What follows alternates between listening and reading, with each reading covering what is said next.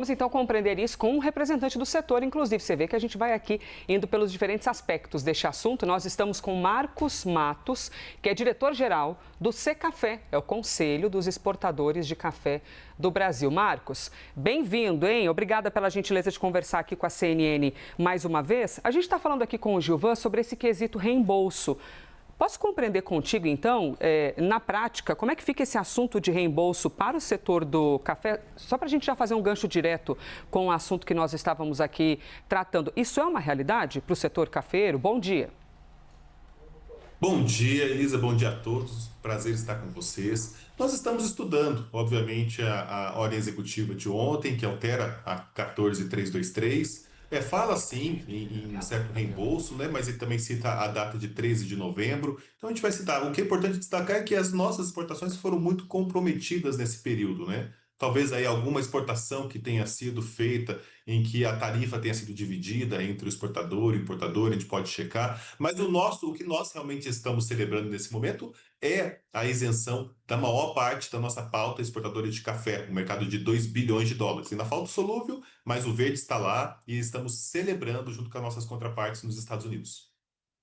Isabel Mega também está com a gente, Gilvan Bueno também. Então vamos aqui nas andanças da entrevista. Bel. Oi, Marcos, bom dia, obrigada por estar aqui com a gente. A gente estava trazendo alguns dados que o Secafé passou para a gente sobre os impactos que poderiam vir a ser sentidos, né? Números estrondosos. Ainda assim, a gente teve, claro, um impacto, não aquele que seria sentido caso o recuo continuasse, por óbvio, mas ainda assim um impacto. Em quanto tempo você acredita e como é que vai ser essa recuperação do setor em relação ao que já ficou para trás?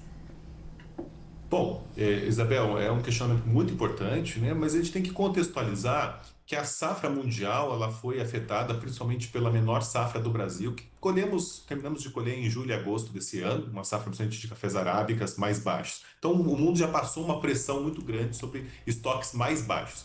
E entre janeiro e julho, nós fizemos exportações também em volumes abaixo, na média de cerca de 20% em relação ao ano passado, abaixo, mas Estados Unidos comprou proporcionalmente um pouco acima da sua média histórica. Fomos aí próximo de 17% das compras, uma média histórica de 16%. Então nós sabíamos também que o torrefador norte-americano, ele tentou se preparar dentro da limitação que existe com algum estoque.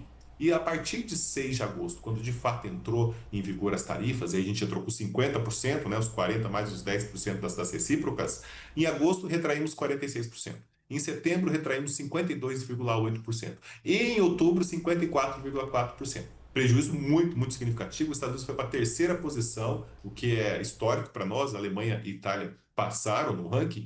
Mas o que é importante mesmo era que se esse cenário permanecesse até o ano que vem, como muitos analistas começaram a colocar Eu sou apaixonado pelo por ele, né? possível esfriamento de uma relação bilateral, né, que a gente começou a discutir e ficou muito preocupado, com certeza o nosso torrefador ele iria começar a fazer contratos de longo prazo com os nossos concorrentes. Os africanos, os centro-americanos, todos eles estavam numa condição melhor que a do Brasil, principalmente depois de 13 de novembro, quando a recíproca de 10% caiu, e vários já tinham acordo bilateral firmado. Então nós distanciamos em termos de concorrência. Agora, se deixássemos para o ano que vem com uma perspectiva de safra maior para o Brasil, como indicam os modelos meteorológicos, com estoques um pouco mais altos ou recuperando os estoques, ali você não acessar o principal mercado, a sede das grandes empresas globais que ficam nos Estados Unidos, e você não poder acessar esse mercado com alto poder aquisitivo, que 76% da população norte-americana toma café, quem toma são 3 xícaras por dia, 1,2% do PIB americano é o café, então veja que seria um prejuízo irrecuperável.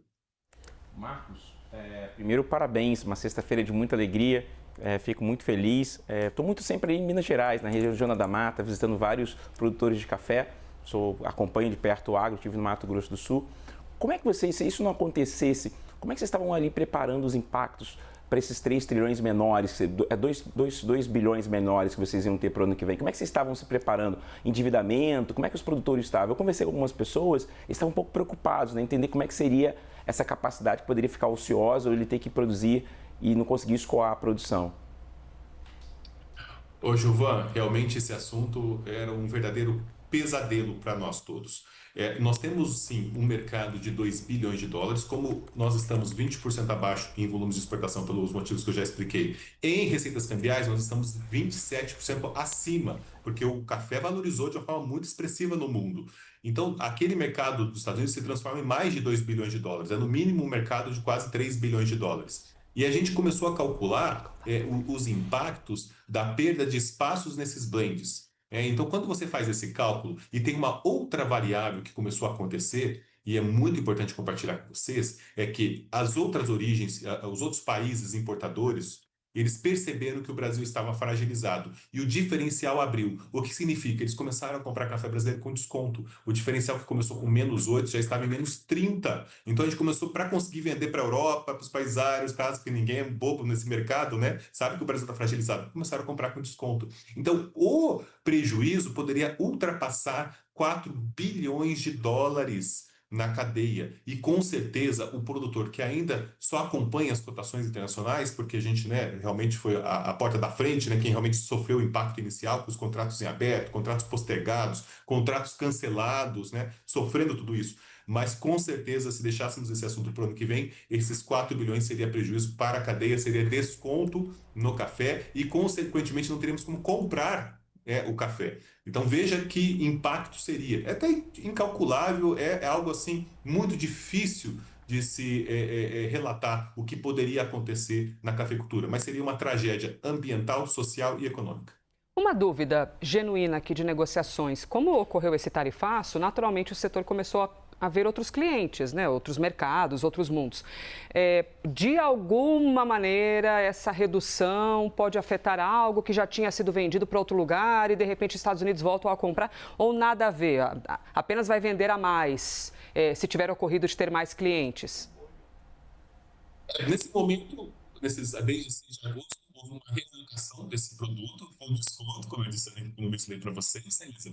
E a gente tem que ter a visão que está 20% abaixo em volumes de exportações, não surpreende dados do Japão crescendo as compras do Brasil. Marcos, desculpa interrompê-lo. Acho que a internet decidiu ficar meio oscilando. O áudio seu ficou um cadinho ruim para mim. Deixa eu só ver aqui de novo se eu consigo te ouvir bem, Marcos.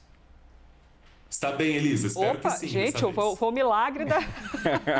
Aconteceu algum milagre aqui. Marcos, de repente voltou tudo 100% ao lugar. Então, por favor, agora a gente consegue ouvir a tua resposta.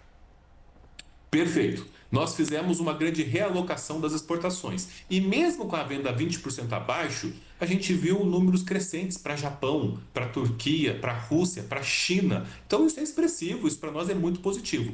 Agora, nós temos que nos planejar para o ano que vem com uma safra grande, porque desde 2020 a gente não sabe o que é uma safra grande por conta de questões climáticas. E questão climática é o nosso desafio número 1 da cafeicultura. Então a gente está se preparando para atender todos os mercados, os mais diversificados e exigentes mercados. Agora, acessando o maior mercado, com a maior renda per capita e que a gente tem relações comerciais de décadas, e no caso de algumas empresas, século, isso é muito importante em tempos de safras maiores.